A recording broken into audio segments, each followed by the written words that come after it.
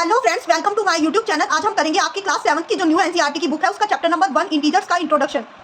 तो सबसे पहले इंटीजर्स, चैप्टर का नाम है इंटीजर्स, लेकिन उसको समझने से पहले हमें टू टाइप्स के नंबर्स को और समझना होगा, natural numbers and whole numbers. First पे आता है हमारा नेचुरल नंबर्स। नेचुरल नंबर्स क्या होते हैं? नेचुरल नंबर्स हमारे वो नंबर्स होते हैं जैसे कि काउंटिंग नंबर्स। काउंटिंग हमारी कैसे होती है? 1 2 3 4 5 6 7 8 एंड सो ऑन। तो नेचुरल नंबर्स हमारे क्या होते हैं? Counting numbers. काउंटिंग नंबर्स जैसे 1 2 3 4 एंड सो ऑन इन्फिनिटी तक चलते रहते हैं। अब उसके बाद आते हैं होल नंबर्स। होल नंबर्स क्या होते हैं? होल नंबर्स अगर काउंटिंग नंबर्स में यानी कि नेचुरल नंबर्स में अगर जीरो को और मिला दिया जाए तो बन जाएंगे होल नंबर्स। यानी कि होल नंबर्स क्या होंगे? 0 to infinity, 0 to infinity, 0 1 2 3 4 so on चलती जाते हैं इन्फिनिटी तक। तो ये होंगे हमारे होल नंबर्स। बस इसमें नेचुरल नंबर्स में 0 और ऐड कर दिया तो बन गए होल नंबर्स। अब उसके बाद थर्ड, अब हम आते हैं इंटीजर्स पे। इंटीजर्स क्या होते हैं? इंटीजर्स हमारे होते हैं हमारे सारे पॉजिटिव नंबर्स, पॉजिटिव नंबर्स 0 और नेगेटिव नंबर्स। इसमें और क्या बढ़ जाता है? साथ में नेगेटिव नंबर्स भी बढ़ जाते हैं। पॉजिटिव नंबर्स तो सारे किसमें आ रहे थे? नेचुरल नंबर्स में आ रहे थे ना। पॉजिटिव नंबर सारे जितने भी 1 से लेके इनफाइनाइट तक किसमें आ रहे थे? नेचुरल नंबर्स में आ रहे थे। फिर होल नंबर्स आए तो उसमें क्या हो गया? 0 भी आ गया। लेकिन अब इंटीजर्स में क्या हुआ? पॉजिटिव नंबर्स और 0 तो रहा ही, यानी कि इंटीजर्स में क्या आता है? ये देखो यहाँ पे डायग्राम में बना रखा है। इंटीजर्स में नेचुरल नंबर्स भी आते हैं, होल नंबर्स भी आते हैं, और क्या हो जाते हैं? साथ में नेगेटिव नंबर्स ऐड हो जाते हैं। कौन से नंबर ऐड हो जाते हैं? साथ में नेचुरल नंबर और होल नंबर तो आते ही आते हैं, साथ में नेगेटिव नंबर और ऐड हो जाते हैं, तो वो बन जाता है इंटीजर। यानी कि इंटीजर में सारे नेचुरल नंबर्स भी आएंगे, होल नंबर्स भी आएंगे और नेगेटिव नंबर्स भी आएंगे। अब इंटीजर्स को हम देखते हैं नंबर लाइन पे। नंबर लाइन पे इंटीजर्स को कैसे शो करते हैं हम? इंटीजर्स की नंबर लाइन कैसी होती है? इंटीजर्स की नंबर लाइन ऐसी होती है जैसे कि 0 तो मिड में होता है, और इस साइड जो नंबर होते हैं वो होते हैं हमारे नेगेटिव नंबर। इस साइड यानी कि left hand side, left side हमारे क्या होते हैं? नेगेटिव नंबर्स, यानी कि negative integers. Left side negative integers. और इधर अगर हम राइट साइड में चले तो राइट साइड में क्या होते हैं? हमारे सारे positive integers. Positive integers 1 2 3 4 5 6 7 8 positive integers होते हैं हमारे। तो हम लिख देते हैं ये राइट साइड में क्या होते हैं? Positive integers. अब ये बात हो गई नंबर लाइन की कि 0 तो मिड में आते हैं और लेफ्ट साइड होते हैं नेगेटिव इंटीजर्स और राइट साइड होते हैं पॉजिटिव इंटीजर्स। तो 0 क्या है इन दोनों में से? 0 नेगेटिव है या पॉजिटिव है? 0 कुछ भी नहीं है। 0 is neither positive nor negative. 0 को आप क्या लिखोगे? 0 को आप लिखोगे 0 ना तो नेगेटिव है और ना ही पॉजिटिव है। Is neither positive nor negative. इसका मतलब है कि 0 ना तो पॉजिटिव है और ना ही नेगेटिव है। ओके, तो ये तो हो गया इंटीजर्स की नंबर की लाइन के बारे में। अब आते हैं हम रूल्स फॉर एडिंग या सब्ट्रैक्टिंग इंटीजर्स। इंटीजर्स को ऐड और सब्ट्रैक्ट कैसे करते हैं उसके कुछ रूल्स है। ऐड और सब्ट्रैक्ट करने के इंटीजर्स को उसके कुछ रूल्स है, 4 रूल्स है। जैसे कि फर्स्ट रूल बताती हूँ मैं आपको। फर्स्ट रूल क्या होता है कि अगर फर्स्ट इंटीजर पॉजिटिव है और सेकंड इंटीजर भी पॉजिटिव है तो उनको प्लस करके क्या मिलेगा? प्लस ही मिलेगा, पॉजिटिव इंटीजर ही मिलेगा। प्लस प्लस क्या होते हैं? प्लस प्लस प्लस क्या होता है? प्लस। और सेकंड रूल है माइनस माइनस। अगर माइनस माइनस हो तो वो क्या होंगे? माइनस माइनस भी क्या बन जाएगा? प्लस ही बन जाएगा। अगर माइनस माइनस है तो वो प्लस ही बन जाएगा। तो भी हम उन इंटीजर्स को क्या करेंगे? ऐड करेंगे। माइनस माइनस है तो भी मान लो एक -5 है, एक -2 है, तो क्या करेंगे हम? उसका 5 और 2 को एडिशन करेंगे। 5 और 2 का एडिशन कितना होता है? 7। माइनस माइनस भी प्लस ही होगा। थर्ड रूल क्या है? माइनस, एक बारी माइनस है एक बारी प्लस है तो क्या होगा? माइनस होगा। एक बारी माइनस है एक बारी प्लस है तो माइनस होगा। और फोर्थ रूल क्या है हमारा? फोर्थ रूल है हमारा, अगर मान लो पहला इंटीजर प्लस का है और सेकंड माइनस का है तो भी माइनस ही होंगे इंटीजर्स, तो भी माइनस ही होंगे इंटीजर्स। अगर देखिए इसमें हमने क्या कंक्लूजन निकाला? अगर प्लस प्लस है तो प्लस ही होगा, अगर माइनस माइनस है तो प्लस होगा, अगर माइनस प्लस है तो माइनस होगा, प्लस माइनस है तो माइनस होगा। यानी कि कंक्लूजन ये निकलता है कि अगर नंबर्स क्या है, नंबर्स की साइंस जो इंटीजर्स है हमारे उसकी साइंस सेम है। अगर साइंस सेम है, सेम साइन है इंटीजर्स के, तो नंबर्स क्या होंगे? ऐड होंगे। नंबर्स क्या होंगे? ऐड होंगे। यानी कि प्लस प्लस प्लस और माइनस माइनस भी प्लस। माइनस माइनस एक से साइन है ना, प्लस प्लस एक से साइन है तो प्लस हुआ है, तो ऐड हुआ है। तो सेम साइन है तो ऐड होंगे। और अब थर्ड और फोर्थ रूल में आप देखिए, एक माइनस का साइन है एक प्लस का साइन है तो क्या हो रहा है? माइनस हो रहा है। यानी कि साइन यहाँ पे डिफरेंट है, एक माइनस का है एक प्लस का है, तो क्या हो रहा है? माइनस हो रहा है। नंबर हमारा इंटीजर्स माइनस हो रहे हैं। तो इट मीन्स अगर डिफरेंट साइन होंगे तो क्या होगी? सब्ट्रैक्शन होगी, तो सब्ट्रैक्ट होंगे नंबर्स। यहाँ पे भी देखिए प्लस माइनस है तो माइनस ही हो रहा है। यानी कि साइन जब डिफरेंट होंगे तो नंबर्स क्या होंगे? सब्ट्रैक्ट होंगे। और जब साइन सेम होंगे तो नंबर्स ऐड होंगे। अब ये तो जान लिया हमने कि नंबर्स ऐड कब होंगे और सब्ट्रैक्ट कब होंगे, लेकिन ये कैसे पता चलेगा हमें? नंबर्स को मान लीजिए हमने 4 और 3 है, उन दोनों नंबर्स में प्लस के साइन थे आगे 4 और 3 में, तो हमने उसको +7 कर दिया। लेकिन ये कैसे पता चलेगा कि आंसर में कौन सा साइन आएगा? तो आंसर में साइन आएगा लार्जर नंबर का। आंसर में साइन आएगा लार्जर नंबर का। जैसे कि 4 और 3 है तो उसका लार्जर नंबर क्या है? 4। तो हम 4 का साइन देखेंगे क्या है? 4 का साइन प्लस है तो प्लस ही आ जाएगा 7 के साथ। अभी मैं आपको एग्जांपल भी देके दिखाऊंगी इन 4 के 4 रूल्स के। जैसे कि अगर हमारे पास है 4 + 3 तो ये क्या होंगे, प्लस प्लस है ना दोनों, प्लस प्लस है, इसके साथ कुछ नहीं है तो इट मींस प्लस ही होता है, जिस नंबर के साथ कुछ नहीं होता। प्लस प्लस है ना दोनों तो प्लस होंगे तो हम 4 और 3 को प्लस करेंगे तो कितना आएगा 7 आएगा। तो 7 क्या आएगा प्लस का, और 7 के आगे प्लस लगाओ या ना लगाओ कोई फर्क नहीं पड़ता, ये प्लस ही माना जाएगा अगर इसके आगे कोई साइन नहीं है तो, यानी कि प्लस का 7 हमारा आंसर आ गया। और अगर अब हमारे पास मान लो ये दोनों माइनस के हैं, माइनस का 4 और माइनस का 3, तो क्या होगा, तो भी ऐड ही होंगे नंबर्स, तो 4 और 3 कितने होते हैं 7 होते हैं। लेकिन इस बार साइन किसका आ जाएगा, माइनस का साइन क्यों आया, क्योंकि लार्जर नंबर है ना, तो इसमें लार्जर इंटीजर है हमारा -4, वो है -4, यानी उसके साथ कौन सा साइन है, माइनस का साइन, इसलिए माइनस का आया इधर, इसलिए आंसर में माइनस का साइन आया। अभी मैंने आपको बताया ना आंसर के साथ लार्जर वाले का साइन आएगा, लार्जर इंटीजर का साइन। अब उसके बाद देखते हैं एक केस ऐसा, जैसे कि 4 हो माइनस का और 3 हो प्लस का, तो प्लस माइनस क्या होते हैं, माइनस। अभी क्या बताया कि अगर साइन डिफरेंस हो तो सब्ट्रैक्ट होएगा, यानी कि यहाँ पे सब्ट्रैक्ट होएगा। अगर 4 को 3 से सब्ट्रैक्ट करें तो कितना आएगा 1, और आंसर किसका आएगा, लार्जर वाले नंबर का। इसमें लार्जर नंबर कौन है 4, और 4 के साथ किसका साइन है, माइनस का, तो 1 के साथ भी माइनस का साइन आ जाएगा, -1 हमारा आंसर होएगा। अब दूसरी सिचुएशन कि 4 तो है प्लस का और 3 है माइनस का, 4 है प्लस का 3 है माइनस का, तो क्या होंगे, प्लस माइनस डिफरेंट साइन है, तो क्या होंगे, सब्ट्रैक्ट होंगे। ये सब्ट्रैक्ट होंगे तो 4 में से 3 को सब्ट्रैक्ट करेंगे तो क्या आएगा 1। अभी भी आंसर तो 1 ही आएगा, लेकिन साइन किसका आएगा, लार्जर वाले नंबर का, और लार्जर नंबर हमारा क्या है 4, और 4 के साथ इस बार किस चीज का साइन है, प्लस का, तो क्या हो जाएगा +1। इस बार आंसर +1 होएगा। उस सिचुएशन में आंसर क्या था, -1, क्योंकि 4 के साथ माइनस का साइन था, इस बार 4 के साथ प्लस का साइन है तो +1 आंसर होएगा। ओके, तो ये थे हमारे रूल्स फॉर एडिंग और सब्ट्रैक्टिंग इंटीजर्स। अब हम नेक्स्ट टॉपिक पे बढ़ते हैं। नेक्स्ट टॉपिक हमारा क्या है,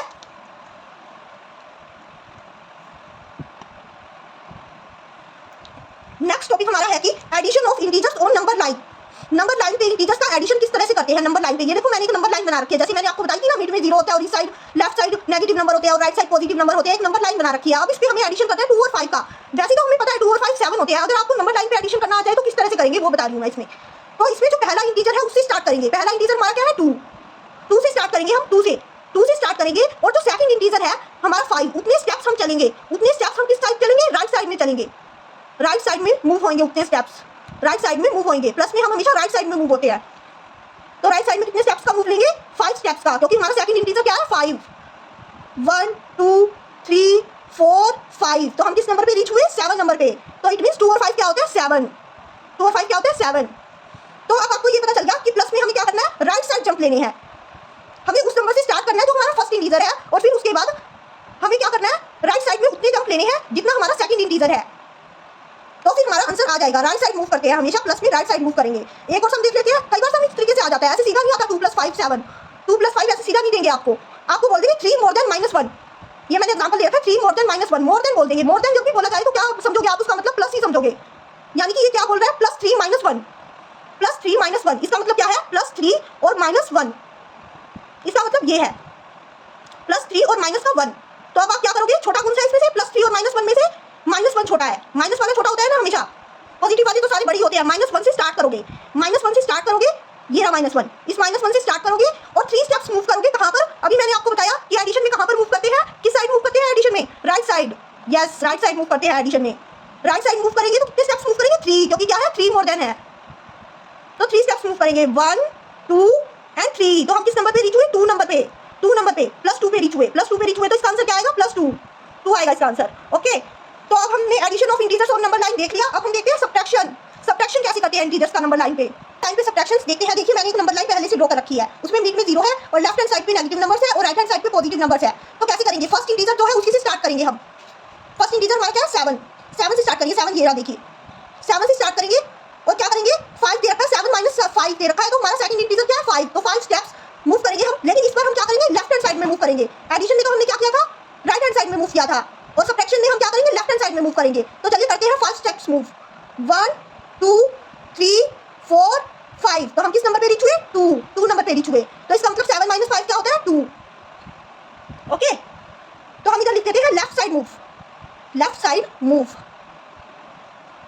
तो अब आपको ध्यान रहेगा कि एडिशन में हम क्या करते हैं, राइट साइड पे मूव करते हैं, और सब्ट्रैक्शन में हम क्या करते हैं, लेफ्ट साइड पे मूव करते हैं। अब कई बार क्वेश्चन, जैसे एडिशन में क्वेश्चन सीधा नहीं आता, तो इसमें भी क्वेश्चन कई बार सीधा नहीं पूछ लेता वो, तो वो पूछ लेगा 4 लेस देन -2। तो लेस देन का मतलब आप क्या समझोगे कि माइनस से, यानी कि -2 में से -4 लेस करना है।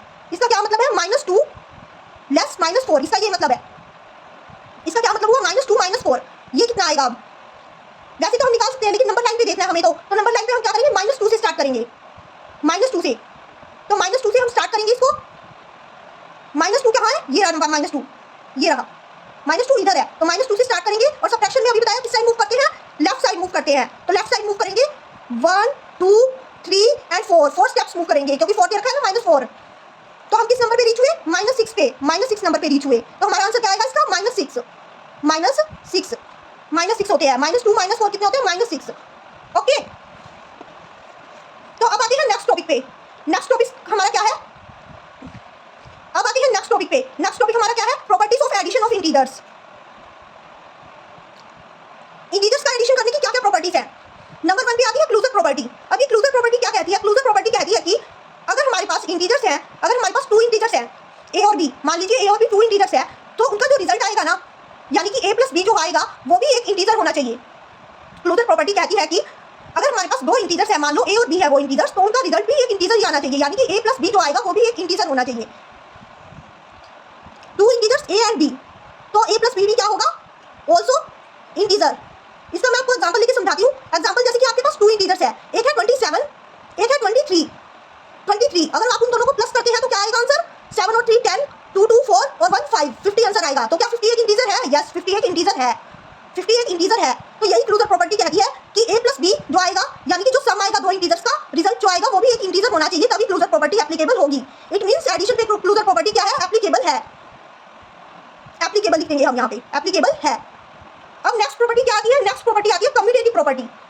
कम्यूटेटिव प्रॉपर्टी क्या कहती है कि अगर हमारे पास 2 इंटीजर्स है, मान लो a और b 2 इंटीजर्स है, तो हम a और b को किसी भी ऑर्डर में ऐड करें तो रिजल्ट क्या आएगा, सेम आएगा। ऑर्डर से हमारा मतलब क्या है, ऑर्डर से हमारा मतलब ये है कि अगर हम a और b को ऐड करना चाहते हैं तो हम या तो a + b कर दें या फिर b + a कर दें, या तो a + b कर दें या फिर b + a कर दें, तो हमारा रिजल्ट क्या आना चाहिए, सेम आना चाहिए। दोनों कंडीशंस में हमारा रिजल्ट क्या आना चाहिए, सेम आना चाहिए। फॉर एग्जाम्पल मैं आपको एग्जाम्पल और के समझा देती हूँ, जैसे कि 7 और 3 कितने होते हैं, 7 और 3 10। और अगर मैं b को पहले रखूं, यानी कि 3 को पहले रखूं और 7 को बाद में रखूं, तो 3 और 7 भी कितने होते हैं, 10 ही होते हैं। तो रिजल्ट क्या आया, सेम आया। इट मींस एडिशन पे कम्यूटेटिव प्रॉपर्टी एप्लीकेबल है। अब आते हैं नेक्स्ट प्रॉपर्टी पे। नेक्स्ट प्रॉपर्टी क्या है हमारी, एसोसिएटिव प्रॉपर्टी।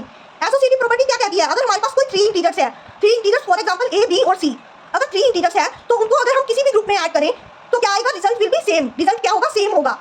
तो उन इंटीजर्स का सम क्या आएगा, सेम आएगा। तो हम यहाँ पर हमारा ग्रुप से क्या मतलब है, ग्रुप से मतलब अभी लिख के समझाती हूँ।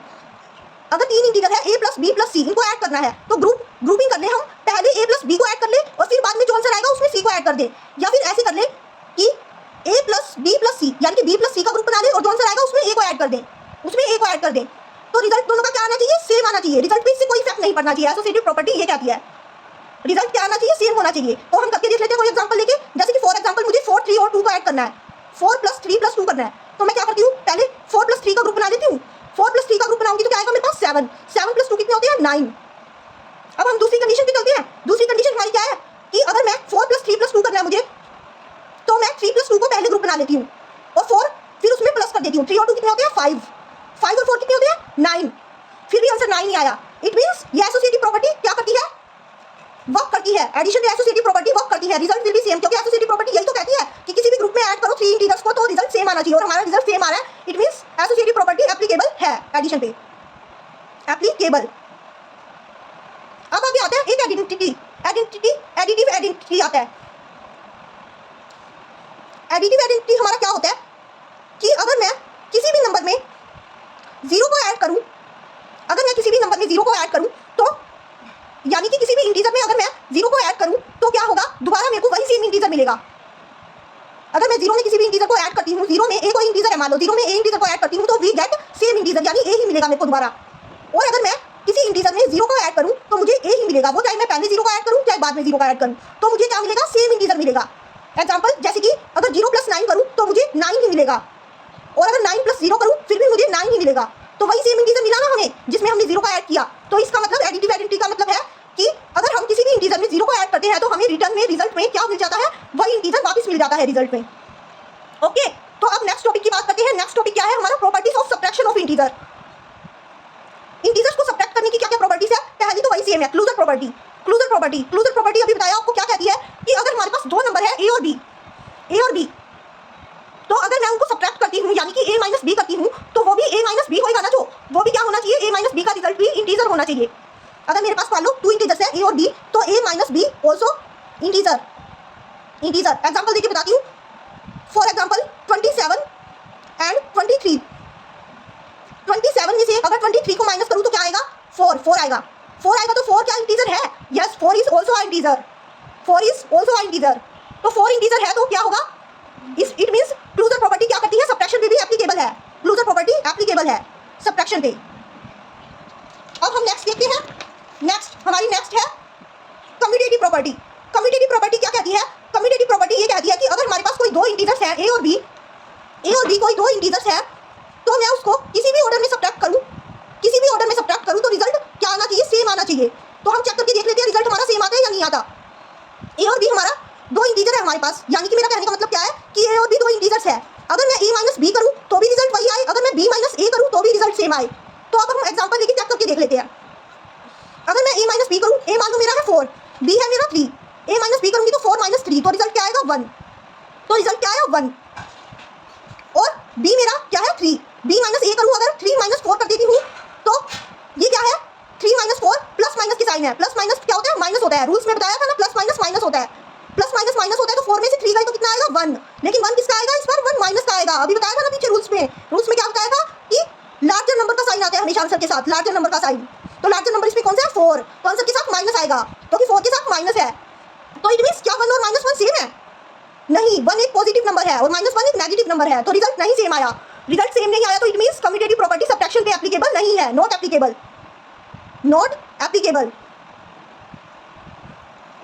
अब नेक्स्ट है एसोसिएटिव प्रॉपर्टी। एसोसिएटिव प्रॉपर्टी क्या कहती है कि अगर हमारे पास 3 इंटीजर्स है ए बी सी, उसको किसी भी ग्रुप में सब्ट्रैक्ट करो तो क्या होगा? Result will be same. Result जो आएगा वो सेम आएगा। बट ऐसा नहीं है, रिजल्ट सेम नहीं आता। जैसे कि अगर हम करेंगे ए माइनस बी माइनस सी करना है हमें, तो हम पहले मान लीजिए इसका ग्रुप बना लेते हैं ए माइनस बी का, और फिर हम सी को माइनस कर देते हैं। और दूसरे केस में हम क्या करते हैं? पहले ए बी माइनस सी का ग्रुप बना लेते हैं और फिर ए बी माइनस सी का जो आंसर आएगा उसमें से माइनस करते हैं ए को। तो क्या होगा? रिजल्ट सेम नहीं आएगा। इसमें रिजल्ट सेम नहीं आएगा। आप एग्जांपल लेके इसको खुद करके देखना, आपको पता चल जाएगा कि एसोसिएटिव प्रॉपर्टी भी सब्ट्रैक्शन पे एप्लीकेबल नहीं है। मैं यहाँ पे लिख देती हूँ नॉट एप्लीकेबल। आप जरूर खुद करके देखना एक बार एग्जांपल लेके, आपका डाउट भी क्लियर होगा और आपको कुछ पता भी चलेगा कि ये नॉट एप्लीकेबल नहीं है। कोई भी एग्जांपल ले लेना, 3 इंटीजर्स ले लेना कोई भी, और उसको फिर करके देखना ऐसे जैसे मैंने बताया है, ए माइनस बी माइनस सी, ए माइनस बी माइनस सी।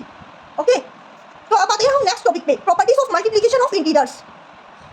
इंटीजर्स को मल्टीप्लाई करने की प्रॉपर्टीज क्या क्या है? सबसे पहले तो वही क्लोजर प्रॉपर्टी। क्लोजर प्रॉपर्टी क्या कहती है कि क्लोजर प्रॉपर्टी कहती है कि अगर हमारे पास दो इंटीजर्स हैं ए और बी, तो अगर हम उसको मल्टीप्लाई करेंगे तो क्या होगा? रिजल्ट बी यानी कि जो प्रोडक्ट होगा उनका वो भी क्या होगा? ऑल्सो इंटीजर होगा। ए और बी दो नंबर है तो a multiply b is also integer.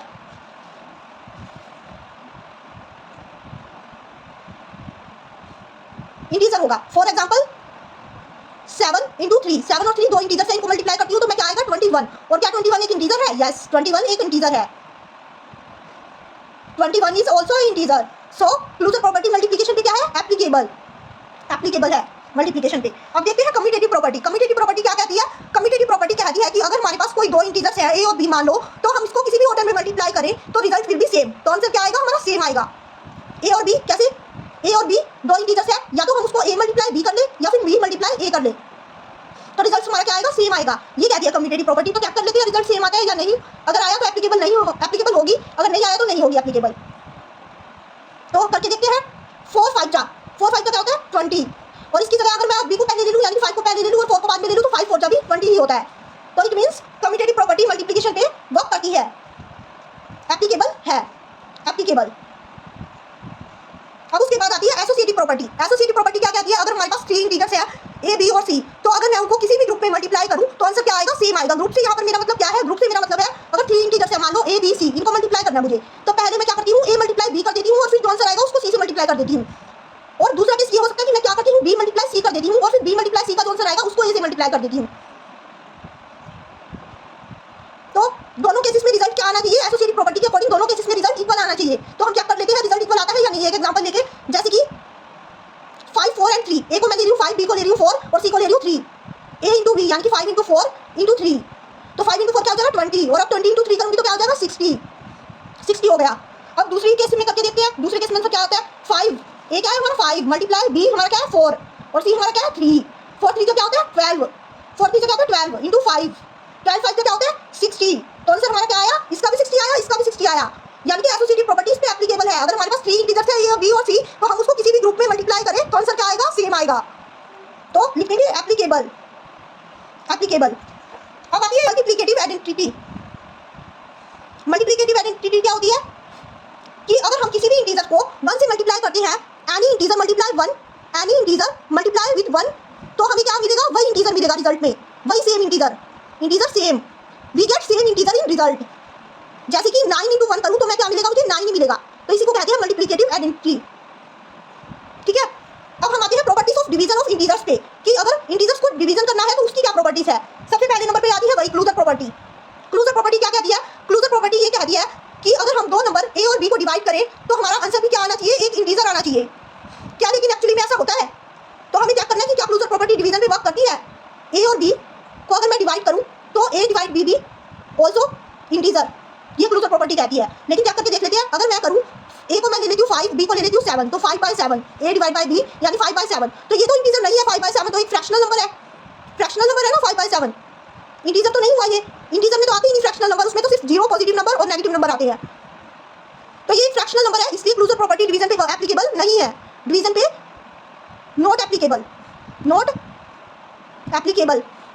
Okay, अब देखते हैं commutative property. Commutative property applicable है या नहीं। कम्यूटेटिव प्रॉपर्टी क्या कहती है कि अगर हमारे पास दो इंटीजर्स है तो हम उसको किसी भी ऑर्डर में डिवाइड करें, किसी भी ऑर्डर में डिवाइड करें तो रिजल्ट क्या आना चाहिए? सेम आना चाहिए। यानी कि ए डिवाइड बाई बी करें तब भी रिजल्ट सेम और बी डिवाइड बाई ए करें तब भी रिजल्ट सेम। तो चेक कर लेते हैं क्या ऐसा होगा। अगर 5 को 7 से डिवाइड करें तो क्या आएगा? 5/7। लेकिन अगर 7 को 5 से डिवाइड करें तो क्या आएगा? 7/5। ये तो इसका रेसिप्रोकल आ गया।